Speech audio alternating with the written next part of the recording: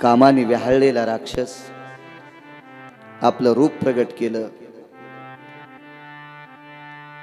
पश्चाताप झाला, वेळ निघून गेलेली होती.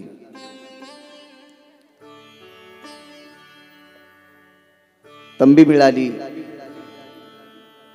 पात केला तर बालहत्येचं पातक लागेल, या अनुषंगाने गर्भ पोटात ठेवला, शाप दिला, दुराचारी जन्मला. त्या शापानं तो दुराचारी जन्माला आला. कंस हा उग्रसेन महाराजांचा पुत्र नाहीये.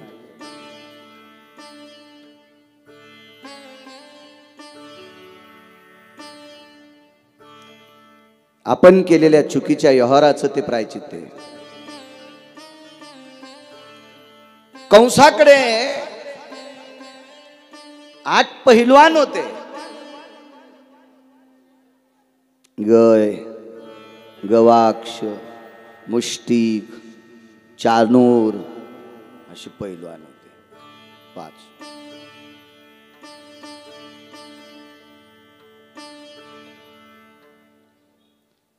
एवढी सात्विक आणि सदाचारी पुण्यशील अलका नावाच्या नगरीतील एका स्वस्ती स्त्रियेच्या ब्राह्मणाची मुलं होती.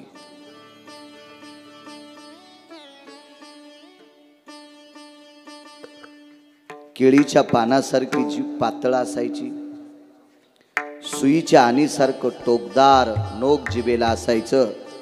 पाणिनीचे सुक्त म्हणत असताना अगदी रसरशीत रसरशीत रसरशीत रसरशीत फार मोठी ती वाणी. कुबेराच्या अलका नावाच्या नगरीमध्ये एकच घर होतं फक्त. वर्णन केलं स्वस्ती स्त्रियेचे ब्राह्मण. मालकाने वर्णन केलं गोडसाळ. 5 मुलं होती.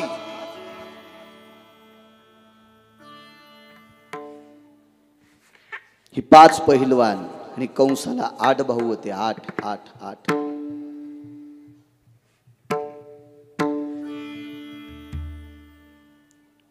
राजा बळीच्या नगरीमध्ये विद्यार्जन करण्याकरता पाठविले. सात्विक सदाचारी पुण्यशील महात्मा, जा बाळांनो, तुम्ही विद्या अर्जन करा.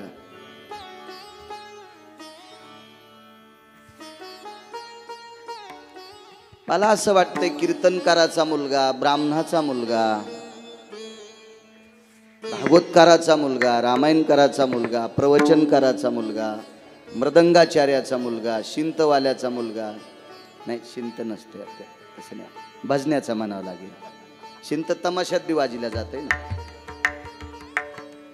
एका भजण्याचा मुलगा कोण्याही क्षेत्रात जाऊ द्या, व्यापारात जाऊ, राजकारणात जाऊ, कशातही जाऊ, पण त्याची आपल्या धर्मावर पकड असली पाहिजे.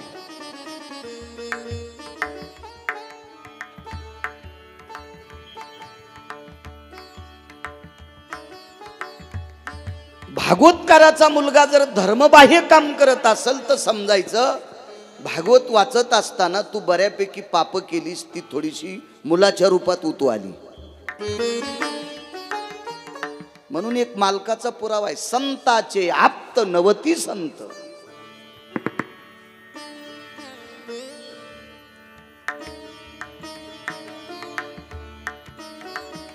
त्या संतांनी चुका केले की लेकर पात्र शुद्ध होत नसतात. तुम्हाला एक सांगू का, शांती ब्रह्म एकनाथ महाराजांपेक्षा हरिपंडित 25 ते 30 पटीने विद्वान शिल्लक होते. म्हणून वाराणसीला दिलेली आचार्य, शास्त्री आणि पंडित पदवी ही पैठणला हरिपंडित तपासित होते. आणि त्यांनी शिक्कामोर्तब केल्याशिवाय शास्त्री महाराष्ट्रात दिलीच नव्हती पदवी. आता काय नाही, आता कोणी शिक्कामोर्तब नसतं, काय नाही. उद्या बाळू महाराजांनी टाकायचं वेदशास्त्र संपन्न आचार्य गिरगावकर, शास्त्री गिरगावकर, पंडित गिरगावकर. काय कोणाला काय घेणं आहे त्याच्याशी? अख्ख्या पत्रिका भरूनही जरी पदव्या तुला टाकल्या तर काय, कोण कशाला काय म्हणणार आहे? व्यक्ती स्वातंत्र्य काय त्याला विषय. पूर्वीच्या काळात असं नव्हतं. पदवी ही लायक संपन्न माणसाला दिल्या जायची आणि लायक संपन्न माणसच पदवी घेत होते. गौरावयासाठी स्वामी सेवेची कसोटी. आमचा पुतण्या गायनात विशारद झाला. 4-5 पदव्या दिल्या त्याला,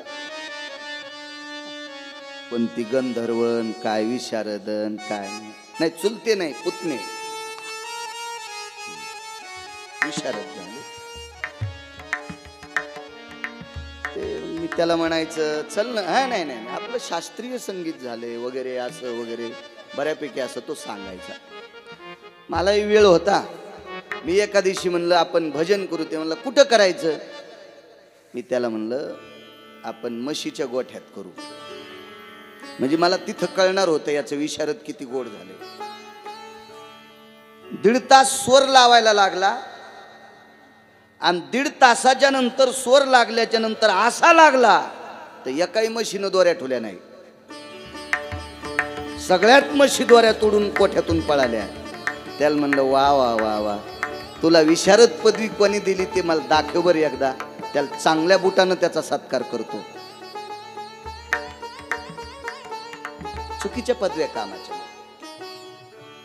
मकर संक्रांतीच्या दिवशी एका बाईच्या गावातल्या प्रत्येक सौभाग्यवती महिला दर्शनाकरता चालल्या होत्या.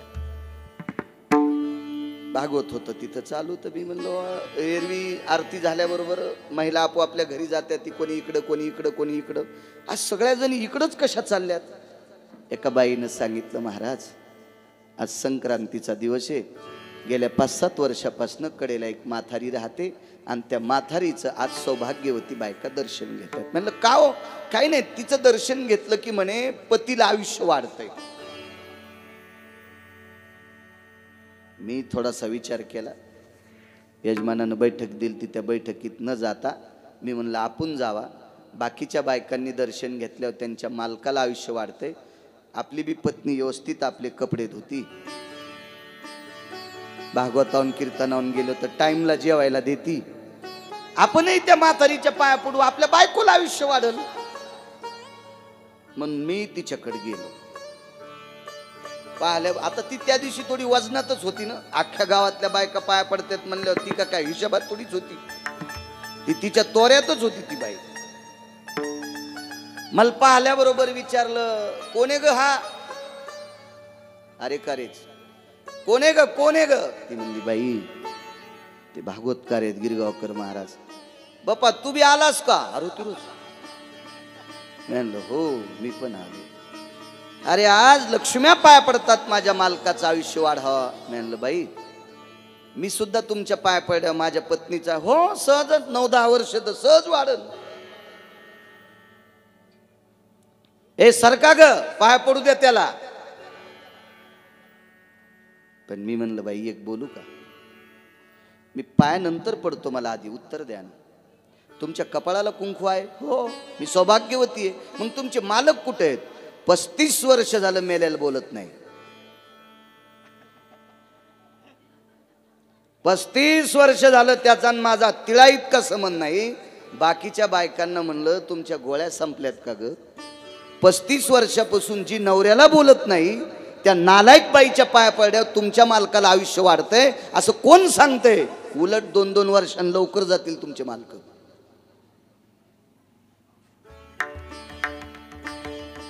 पांचट पदवी का नाही. लायकी असली पाहिजे का नाही. लायकी जी स्वतःच्या मालकाला बोलत नाही तिच्या पाया पडल्यावर तुमच्या मालकाला आयुष्य वाढतंय. मूर्खपणाचं टोके नाही. चला सात्विक सदाचारी पुण्यशील महात्मा. अपत्य गोड असली पाहिजे. हरिपंडित हे अधिकारी होते.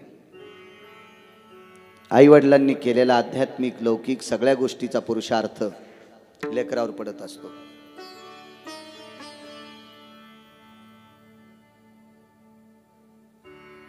राजा बळीच्या नगरीमध्ये 5 मुलं पाठवले.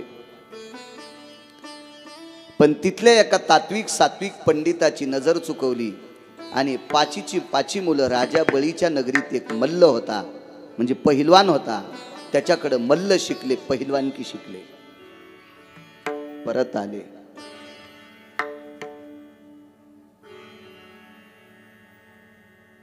आलात हो. तर शरीरानं पाहिलं तर अगदी गोड होते, पण ज्या वेळेला वडिलांनी विचारलं विधियुक्त, एखादं सुक्त येतं का,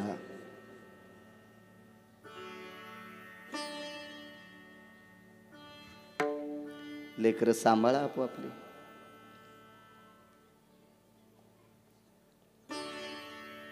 नाही तर भागवत होईपर्यंत तुम्ही सांभाळी जा, भागवत झाल्यावर माझ्याकडे देत जा, मी गौशाळेवर सांभाळतो त्याला.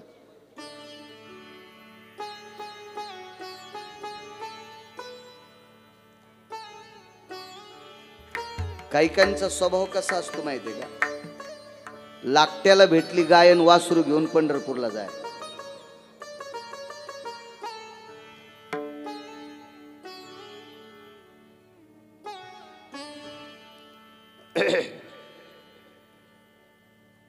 काही येत नाही तुम्हाला, नाही ना. काय शिकलात तिथं? मल्ल शिकलो. शाप दिला बापाने. अरे पवित्र कुळात वर्णी लागली रे, स्वस्ती स्त्रियेच्या कुळात वर्णी लागली रे. तुम्ही पित्याचं मनोगत मातीत टाकलं रे. हा जन्म तुमचा कसा कडेला जाईल प्रभू जाणे, पण पित्याचं मनोगत टाळल्यामुळे तुम्हाला पुढचा जन्म नालायक राजाच्या दारामध्ये मल्ल म्हणून जन्माला येतात, पहिलवान म्हणून जन्माला येतात. गय गवाक्ष मुष्टिक चानूर शलभ, 5 पहिलवान, 8 भाऊ होते त्याला. मी काल तुम्हाला देवयक्ष नावाचा गंधर्व सांगितला भक्त प्रल्हादाच्या चरित्रामध्ये. अजून एक देवयक्ष नावाचा गंधर्व हा कुबेराच्या नगरीतला आहे. कुबेराची नगरी म्हणजे अलका नावाची नगरी, सोन्याची नगरी आहे पूर्ण.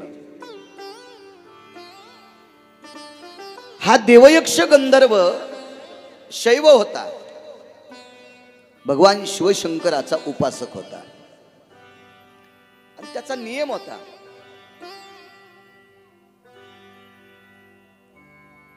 भगवान शिवजींना ब्रह्मकमळ समर्पित करायचा. एरवी जेवढ्या प्रकारची कमळ आहेत का, ती सर्व कमळ सूर्योदय झाल्याच्या नंतर उमलतात. विश्वाच्या पाठीवर असं एकच कमळ आहे, सूर्यास्त झाल्याच्या नंतर उमलते, ते ब्रह्मकमळ. पुन्हा एक पहा, विश्वातले प्रत्येक कमळ दिवसा उमलून वरे तोंड करून उमलतात, वरे वरे आकाशाकडे, सूर्याकडे. असं एकच कमळ आहे, ते रात्री उमलते आणि खाली तोंड करून उमलते.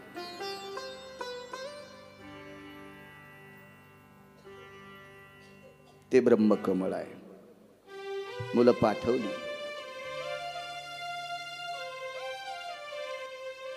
ही डालाची डाला भरून फुलं घेऊन आली. पागल मुलं. ब्रह्मकमळाचा सुगंध घ्राण देवतेला लावल्यावर येत नाही. ही ब्रह्मकमळाची फुलं जोपर्यंत त्या झाडाला आहेत तोपर्यंत त्याच्या भोवताल जर आपण फिरत राहिलो तर त्याचा सूक्ष्म छोटासा सुगंध आपल्याला घ्राण देवते वाट मिळतो. कमळाचं पुष्प तोडल्याच्या नंतर सुगंध विरहित असते.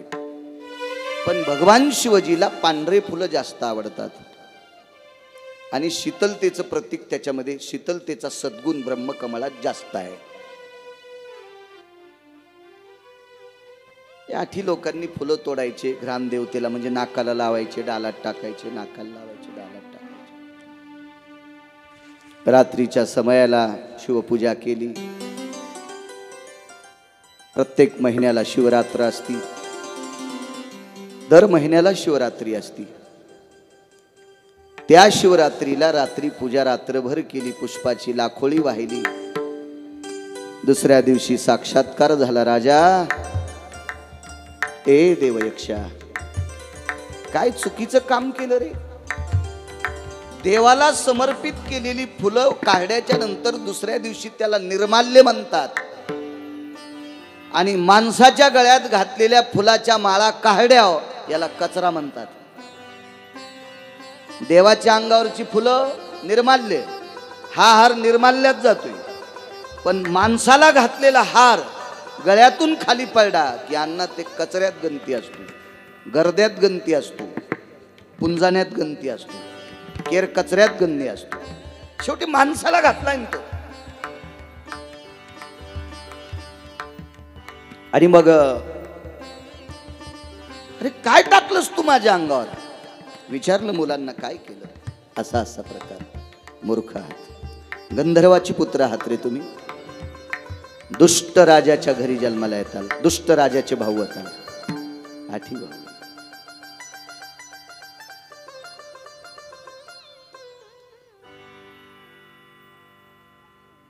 असा हा दुराचारी कंस बहिणीच्या लग्नामध्ये ज्यावेळेला आकाशवाणी झालती, त्यावेळेला खड्ग घेऊन या खड्ग मारा या धावला, हात तो धरिला वसुदेव. वसुदेवानं सांगितलं होतं, महाराज हिच्या पोटी जन्माला येणारा शत्रू तुमचा मुलगा, 8वा तुमचा शत्रू आहे, कशाला भगिनी हत्या करता.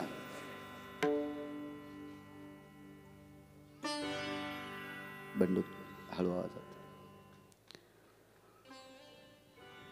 राहिलं ते बंदीशाळेत टाकलं, 6 मारली.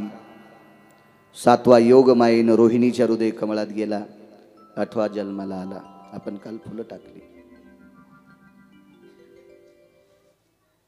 इथपर्यंत आलतो आपण.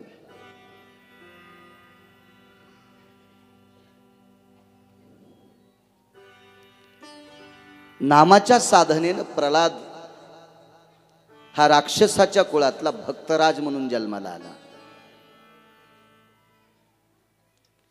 नामानं पशु सुद्धा पावन होतो. मागचं एक राहिलेलं चरित्र ओझरतं तुमच्या पुढे मांडतो, पुढे सरकतो. गजेंद्र चरित्र.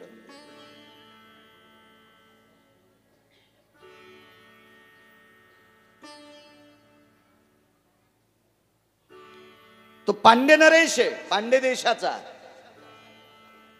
त्याचं नाव आहे इंदुधुम्न नावाचा राजा, पण त्याला प्रचलित भाषेमध्ये पांड्य नरेश म्हणतात.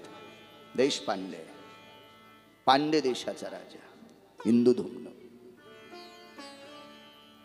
आपल्या वाट्याला आलेलं काम सोडून जर दुसरं काम केलं तर नियतीला ते काम मान्य नसते.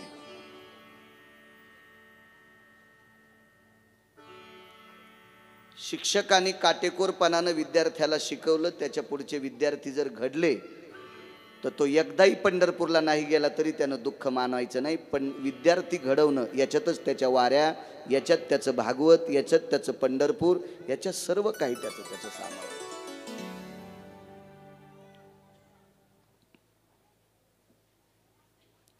छोट्याशा लेकराला आईनं त्याचं संगोपन करायचं.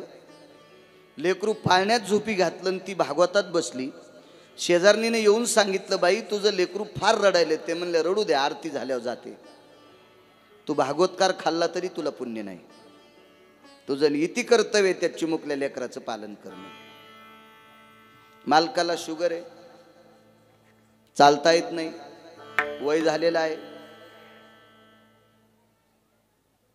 दर अर्ध्या तासाला लघुशंकेचा त्रास आहे. पण बाजेपासून बाथरूम पर्यंत पत्नी धरून नेत होती.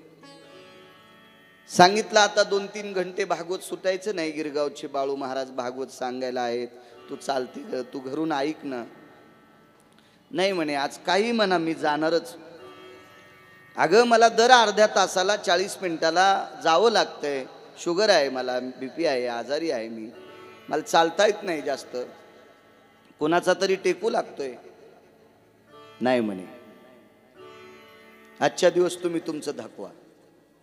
बाई भागवतात आल्या आणि मालक बाथरूमला जाताना पडे आणि दुसरा पाय मोडा. किती पुण्य लागला असन बाईला. 100-200 भागवत करायची भाजी करून जरी खाल्ली तरी हिला पुण्य होते का? कसे करू देते भागवतकारीला भाजी? पण मी हे सांगायला, उकळून जरी पेले भागवतकार, चुरून जरी खाल्ले इति कर्तव्य आपल्या मालकाची सेवा करणे. हा संप्रदाय देखाव्याला मानित नाही. हा संप्रदाय कर्तव्याला मानतोय, देखाव्याला नाही. बाई कपाळावर कुंकू किती मोठं लावती त्याच्यापेक्षा ती नवऱ्याला किती मानती. कपाळ भरून कुंकू लागलं बसन म्हणून कुंखाचं पिठलं केलं, कुंखाचं पिठलं हटलं ओलं करून कुंकू लावलं अंबाबाईवानी, आणि बोलण्यात नवऱ्याचं पिठलं केलं. काय अर्थ नाही, देखाव्याला किंमत नाही. म्हैस शरीरानं किती मोठी आहे आणि किती चारा खाती हा देखावा सांगण्यापेक्षा दूध किती देते ते सांग. नदीचं पात्र किती मोठे आहे त्याच्यापेक्षा तिला पाणी किती येते सांग. मंदिर किती कोटीचं बांधलंय त्याच्यापेक्षा त्याच्यात मूर्ती कोणाची ते सांग. वाडा किती मोठा आहे ते सांगण्यापेक्षा त्याच्यात लेकरं खेळतात का सांग. गेह बाल बिना नदी नीर बिना तरु फल बिना धेनु शीर बिना. धेनुक शीर बिना नदी नीर बिना तरु फल बिना गेह बाल बिना. 5 कोटीचा वाडा आहे, असं जर लेकरू त्या वाड्यात खेळत असेल तर त्या वाड्याला किंमत.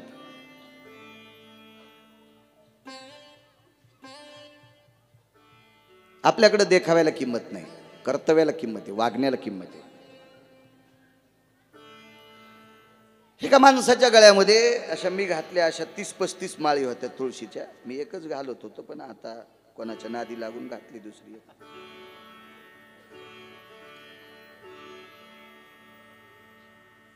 एकच घालीत होतो पहिला,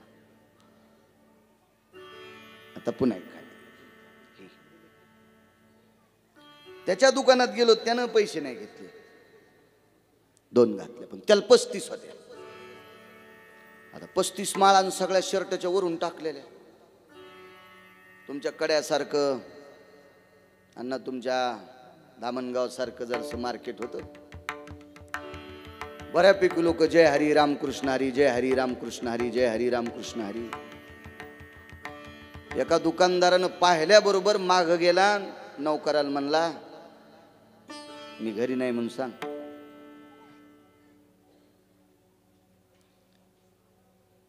तर त्या दुकानामध्ये एक गिऱ्हाईक बसलेलं होतं. ते म्हणलं का हो, मार्केट मधली सगळी लोक रामकृष्ण हरी जय हरी घालले तर तुम्ही. तुम्हाला काय सांगायचं राजे हो, 5 वर्षापासून 1.5 लाखाचा माल नेलाय, रुपया द्यायला नाही हो, आणि पुन्हा डबल मागायला आले. 35ला 35 माळी नदीला गेल्या. व्यवहार चुकला, माळीला किंमत नाही. नीती चुकली, माळीला किंमत नाही. नियम चुकला, माळीला किंमत नाही. तू माळा किती गळ्यात घातल्या, तू रामकृष्ण हरी किती म्हणतो हे सांगतो कशाला.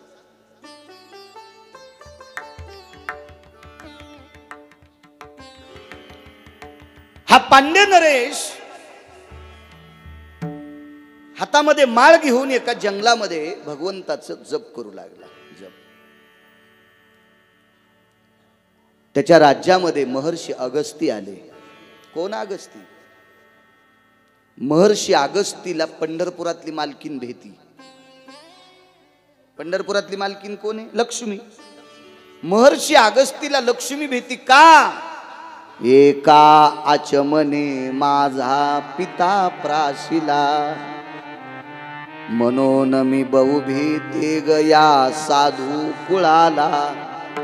लक्ष्मी म्हणते जोशी काका, एका आचमनात एका घोटात माझ्या पित्याला पिऊन टाकलं.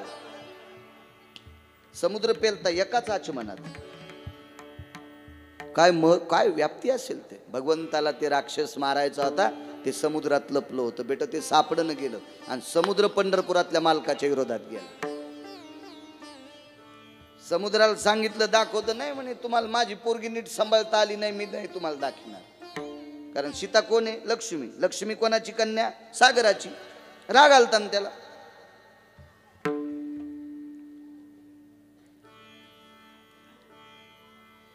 महर्षी अगस्ती ज्या वेळेला पांड्य नरेशाच्या नगरीमध्ये इंदुधुम्नाच्या नगरीत आले, त्यावेळेला प्रधानाला विचारलं कुठे राजा? प्रजा सैरावैरा पळत होती, तर राजा जंगलात तप करायला. माझं मते आमदार आहे, खासदार आहे, जिल्हा परिषद सदस्य, पंचायत समिती सदस्य, मंत्री आहे, त्यानं त्याच्या भागातल्या लोकांचे प्रश्न सोडवणं याच्यात त्याचं भजन आहे. त्यानं त्याच्या परिसरातल्या जनतेचे प्रश्न मार्गी लावणं, त्यांच्या अडचणी दूर करणं हे त्याचं भागवत आहे. ही त्याची पंढरपूरची वारी आहे, हे त्याचं रामायण आहे, हे त्याचं भजन आहे, हे त्याचा सप्ताह आहे. प्रजेचे प्रश्न धाब्यावर ठुले आणि गळ्यात टाळ घेऊन दिंडीत फिरायला, सुमळ्या तुला यम हानीन न रे.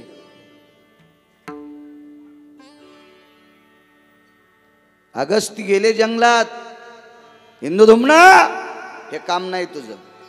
तुला जर जप साधना करायची असेल तर राज्याचा राजीनामा दे.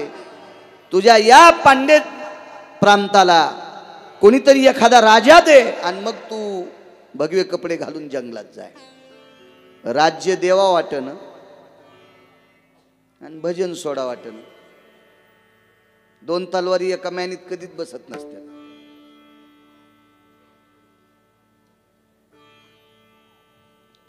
आणि ते करू नये पण ते साध्य पण होत नसतं. मोठ्या माणसाचं वाक्य सांगतोय, रात्री आवडंबरीच्या स्टेजवर नृत्य करणारी बाई सकाळी केवढाही भुरका घेऊ द्या, तिला सवाशीन म्हणता येत नसतं. अति झाले सुंदर वेशेचे लावण्य, अति झाले सुंदर वेशेचे लावण्य, तरी ते सवाशीन म्हणो नये, तरी ते सवाशीन म्हणो नये. आवडंबरीचं स्टेज म्हणजे वारांगणीचं नृत्य करायचं ठिकाण, तिला शास्त्राच्या भाषेत आवडंबरी म्हणतात. मग रात्री जर ते नृत्य करत असेल आणि सकाळी मोठं कुंकू लावून जर बुरखा घेत असेल तर कसं म्हणता येईल सवाशीन? दोन गोष्टी एकत्र कधीच करता येत नसतात. एक म्हणे मला लोकायत फिरताना संन्यासी व्हायचंय आणि घरी आल्यावर संसारिक व्हायचं, आणि नियम तुला. अशी नाटकं कशी चालतील? मग ते म्हणला मला संन्यासी राहिल्याचं पुण्य मिळतं ना. कोण म्हणतं मिळत नाही? हजारो संन्याशाचं पुण्य लग्न करणाऱ्याला भेटतंय. वागाव कसं?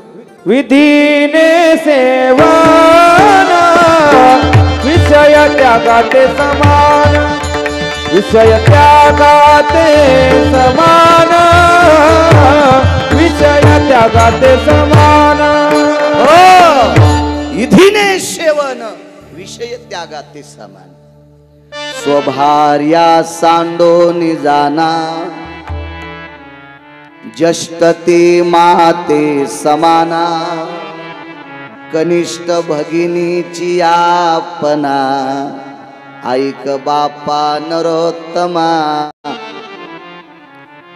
आपण जिच्याशी लग्न केलंय ती स्वभार्या पत्नी, स्वभार्या सांडोनी जाना, म्हणजे ती एकटी सोडून जर दिली तर जष्ट ती माते समाना, वयस्कर स्त्रीला माय, कनिष्ठ भगिनीची आपना, कमी वयाचीला बहीण, ऐक बापा नरोत्तमा. राजा आपली स्वतःची पत्नी सोडून जगातल्या वयस्कर स्त्रीला माय म्हणत असतील, लहान स्त्रीला बहीण म्हणत असतील तर नुसता संन्यासी नाही, हजारो संन्याशाचा मालक असतो. वागणं चांगलं असलं पाहिजे.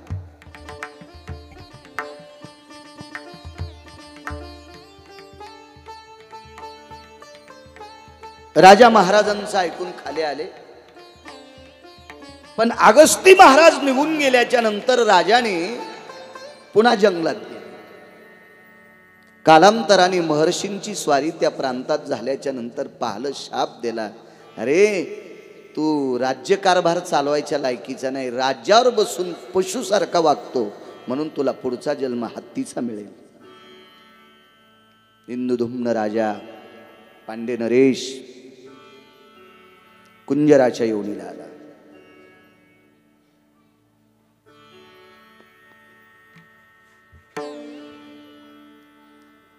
बघ, पश्चाताप झाला.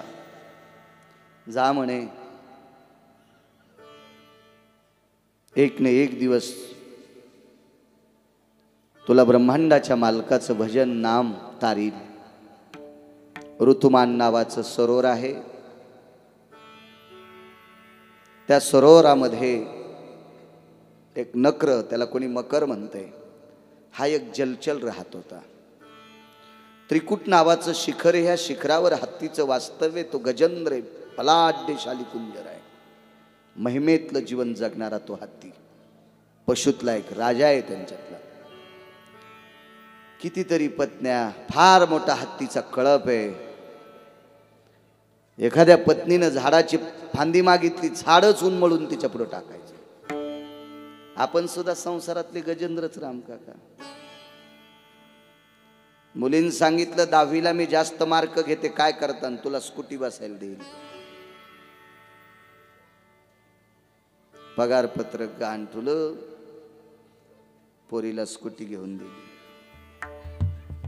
मुलांनी सांगितलं बाबा मी 12वीला 97% मार्क घेणार, काय करताल, तुलाही मोटरसायकल घेऊन देईल.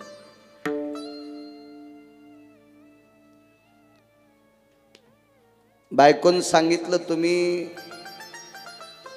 आमका काम करता, मी सगळी शेती हँडल करते. कापसाला किती बाया लावायच्या, तुरी कापायला किती लावायच्या, हरभरं कोणी कापायचं, एका तिळा इतकं काही तुम्हाला मी अडचण येऊ देत नाही. वर्षाचा कारभार लेखाजोखा सगळं केलं, मला काय करता. तिलाही 11 तोळ्याचे दागिने केले.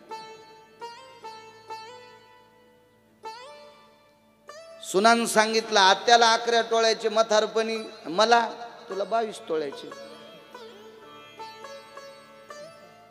हो ना, मग आता बुड्ढी घोडी लाल लगाम. मथारपणी 11 म्हणलं, मी तर तरुण आहे, मला काय असावी नाही, तुला 22 तोळ्याचे.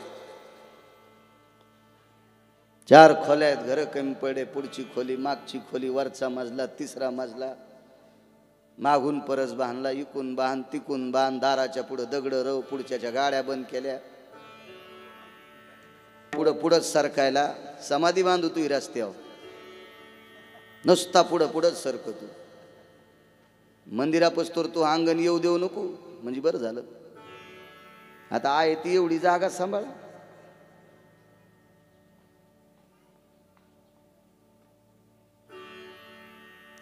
लोकांची किती श्रद्धा आहे राम काका, ही वर्गणी ऐकल्यावर कळती.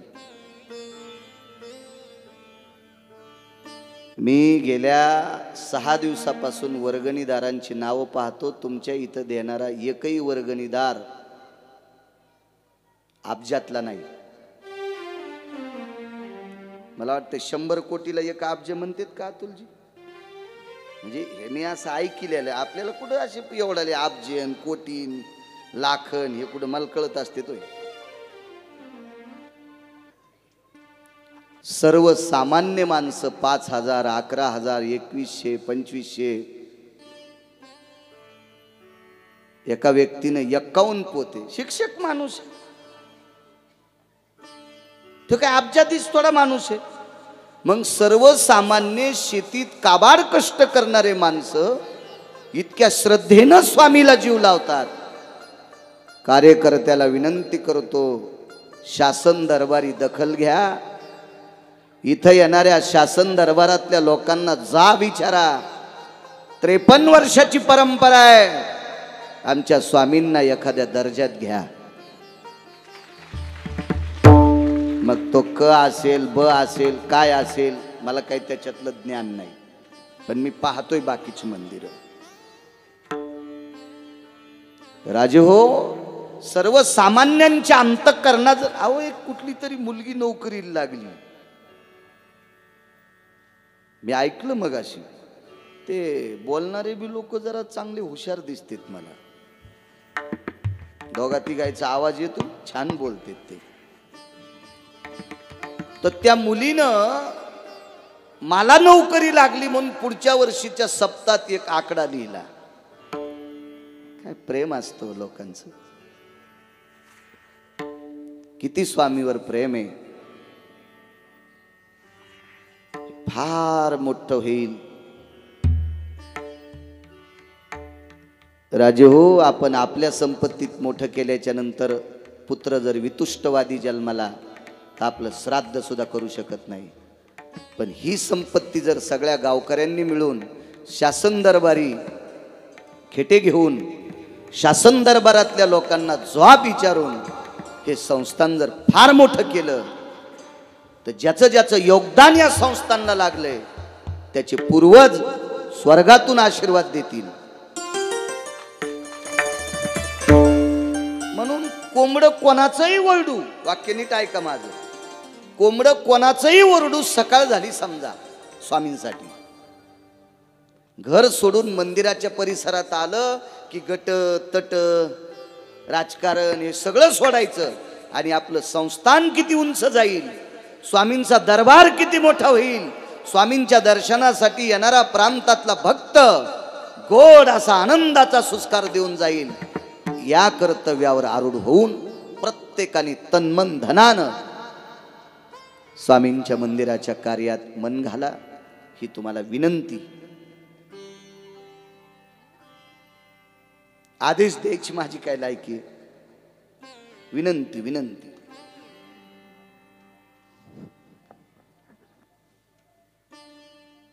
रात्रीच्या गावी गेलो मी, जवळ होतं गावी. गावातल्या एकाही माणसाला ईदभर जागा नव्हती बसायला. माझ्या बाजूनं 500 ते 600 माणसं नुसते उभेच होते. खूप मोठा परिसर असेल तो, नाही खूप मोठा परिसर असेल. भाऊबाबांचं मंदिर, मारुतीरायांचं मंदिर, ज्ञानोबाराय तुकोबारायचं मंदिर, भगवान शिवजींचं मंदिर, विटेवरच्या मालकाचं मंदिर, दोन्ही बाजू मधात असं प्रांगण. असं वाटत होतं, ते बघितल्याच्या नंतर असं वाटत होतं की नामदेवरायाच्या पायरीच्या पुढे कीर्तन चालू आहे. इतकं गावकऱ्यांचं अण्णा होते ना तुम्ही, तुम्हाला मायामुळेच जागा भेटली, ध्यानात ठेवा बरं. काल गणटोपी कडक होती, टोचू लागली लोकायला, पण ते लय बसलेले होते ना ते. या दोन विद्यमान PSI होते, त्याला पण जागा नाही. येऊ द्या रे म्हणलं, डिपार्टमेंट मधले माणसं आहेत, येऊ द्या. गावातल्या प्रत्येक व्यक्तीच्या अंतकरणात तो सप्ताह म्हणजे मुलीच्या लग्नात बापाला किती आनंद असतो तितका आनंद सप्ताहात तिथल्या लोकांना होता. पाहलं ते पाहलं. राजे हो, हे सामान्य रत्न नाही अध्यात्मातलं, हे फार मोठं वैभव आहे. स्वामी म्हणजे तन्मन धनाने लीन व्हा. ही लोक प्रारब्ध बदलत असतात. प्रारब्ध पंढरपुरातला मालक नाही बदलू शकणार, प्रारब्ध काशीतला मालक नाही बदलू शकत, कारण त्यांना त्यांचं बदलता आलं नाही. तुमचं काय बदलते? प्रारब्ध बदलायची ताकद फक्त संतात असते.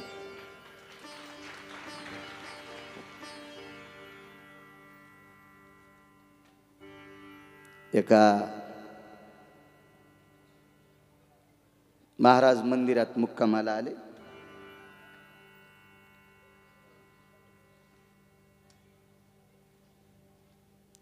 मंदिरात आल्याच्या नंतर रात्रीचा 1:30 वाजला आणि 1:30 वाजल्याच्या नंतर महाराजांनी सांगितलं शिष्याला भूक लागली,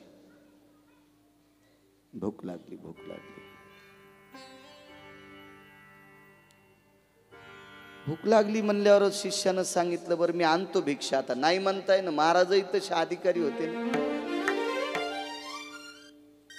पण घर सगळ्याची बंद होती. शिष्य हुशार होता. त्यानं एक आवाज ठोकला, एक रोटी देगा उसे एक बच्चा होगा, एक रोटी देगा उसे एक बच्चा होगा, एक रोटी देगा उसे एक बच्चा देगा. एक भाकर देईन त्याला एक पोरग होईल, एक भाकर देईन त्याला एक पोरग होईल.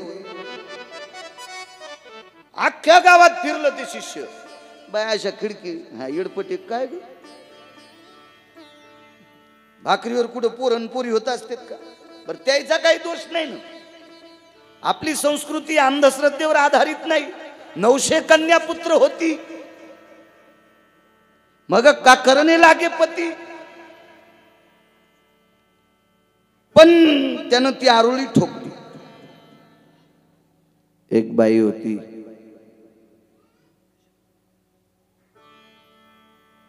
त्या बाईनं ते पाहिलं. ती म्हणे जाऊ दे ग, पोटासाठी खोटं बोलत असेल. दोरडीमध्ये 4-5 भाकरी होत्या.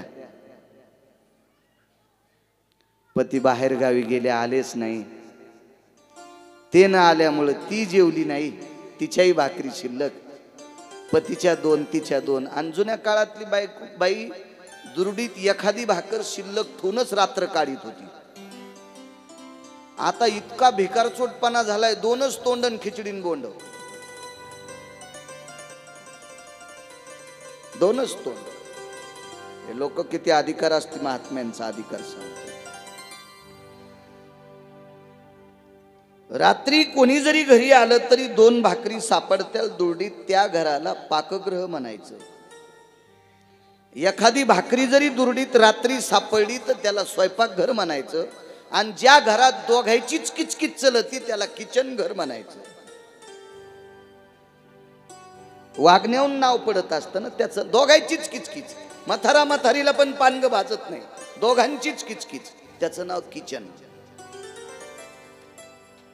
बाई जेवली नव्हती, सात्विक बाई होती. मालक न आल्यामुळं तिला वाटलं मालक आता कुठं असतील, कुठं थांबली असतील, त्यांच्या पोटाची काय अवस्था असेल. तशीच झोपली. दार उघड, आवाज दिला, महाराज. टाकल्या भागात.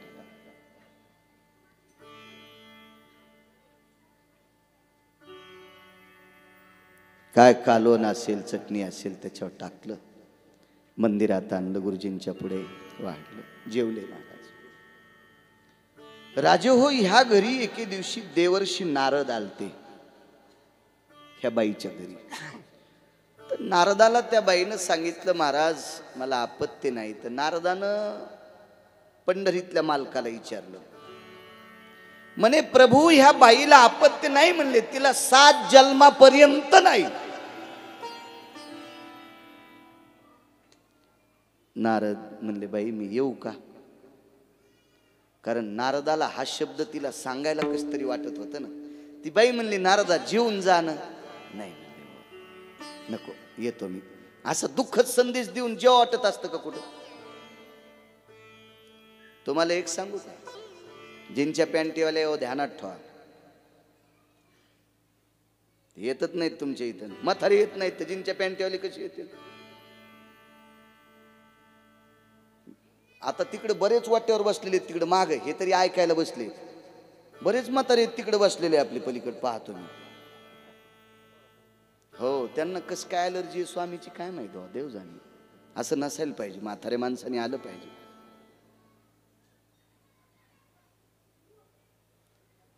ज्या माणसाचा आदर त्याची बायको करते का, तेव्हा शेजारनी त्याचा आदर करीत असते. बायको जर नवऱ्याला रावसाहेब म्हणली तर शेजारी टोकरून राहतात. हेच म्हणली कुठं निघाला रे थोतर घेऊन, मग शेजारनी तर त्याला बैलच म्हणते.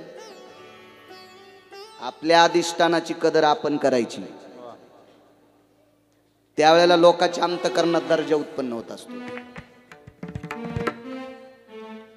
सकाळी महाराजांची स्नान संध्या आटपली आणि शिष्याला विचारलं कोण बाई होती रे? तिनं 5 भाकरी दिल्या.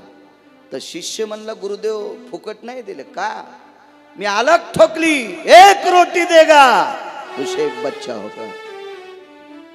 महाराजानं कडेल दिशी तोंडात आणली.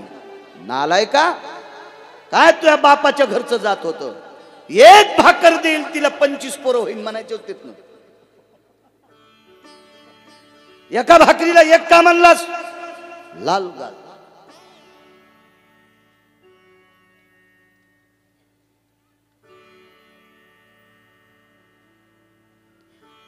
त्याच्यावर नारद 5-6 वर्षाला आले. एक लेकरू दारात खेळत होतं आणि दुसरे चलत होते. नारदाला पाहिल्याबरोबर या महर्षी या. नारद म्हणले बाई तुमच्या मालकानं दुसरं लग्न केलं का? नाही म्हणे मीच त्यांची पत्नी. मग हे लेकर मलाच झाले. डोळे लावले पंढरपुरातल्या मालकाला विचारलं देवा का खोटं बोललास मला? भगवान म्हणले तिला होणारच नव्हते 7 जन्म, तुला कशाला खोटं बोलू मी? मग कस काय झाले? मी नाही दिले, महाराजांनी दिले. मी नाही का महाराज? मग तो का नाही दिले? तुम्हाला विचारलं नारदा. तुमच्यात ताकद होती, तुम्ही वैष्णव आहात, तुमच्यात ताकद होती द्यायची. नारदाने युक्तिवाद न केल्यामुळे चुकलं. त्या साधून स्वतःच्या पुण्याचा क्षय केला. दिली चाली वाचा क्षय मागिल्या तपाचा. साधूच्या आशीर्वादानं प्रारब्ध बदलत. देवाचं काही चालत नाही. इतकी ताकद तिथं साधूची चालते. इतकं मोठं अधिष्ठान. पुन्हा पुन्हा लक्षात ठेवा साधूला, देव तुमचं चांगलं करेल. संतांना भेट जा. भिण्याच्या योग्यतेची ही संत आहेत. आयुष्य ज्यांनी विस्तवासारखं विश्वाच्या कल्याणाकरता, मला वाटतं योग वाशिष्ठ सांगितला ग्रंथ आहे का नाही? योग वाशिष्ठ काय काय ताकद आहे. हल्लीच्या किती महाराज लोकायला योग वाशिष्ठ कळत. ते म्हणतील वा ते पोळी संग खा का कशा संग भाकरी संग खा, याचा मेळ लागायचा नाही काही काही. महात्म्यानी चातुर्मासात सांगावं लोकांना. चला भगवंताच्या नामाने तुमचा उद्धार होईल. पांड्य नरेशाला उशाप दिला. हत्तीच्या योनीला आहे, हा गजेंद्र आहे. पुढे ऋतुमान सरोवरामध्ये त्रिकुटाच्या शिखरावर आपल्या पत्न्यांचं सर्व संगोपन करत होता. चरित्र मागचं सांगतोय, लक्षात ठेवा. काल वेळ नव्हता भेटला, याच्याकरता रिवर्स गिअर टाकलाय.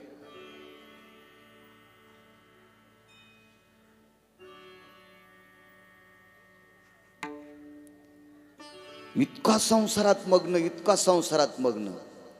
हत्तीचा संसार पाण्यात आहे. शाप हे कृतात्रेता युगात दिलेला. कुंजर म्हणे कुंजरीसी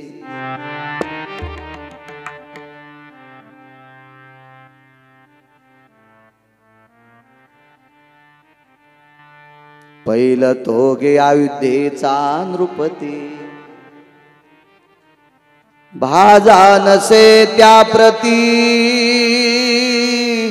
तैसा मी नव्हे प्रिये प्रिये.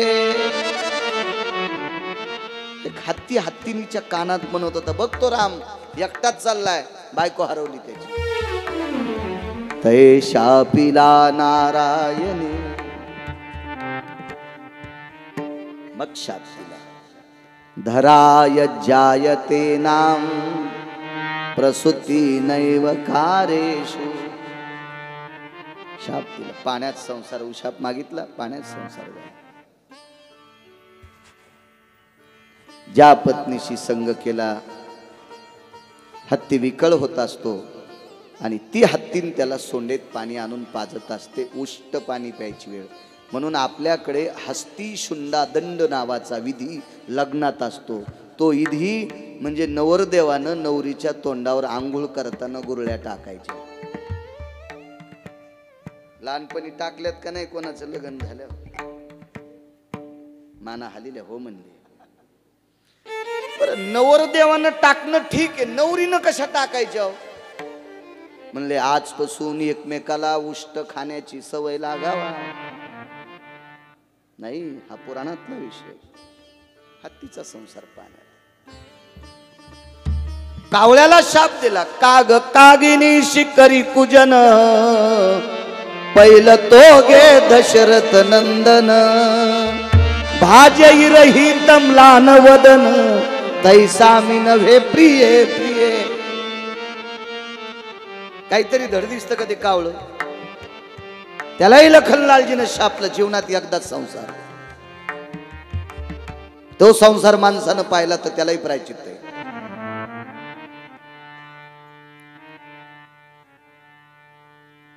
मयूर मयुरे शिकरी कुजन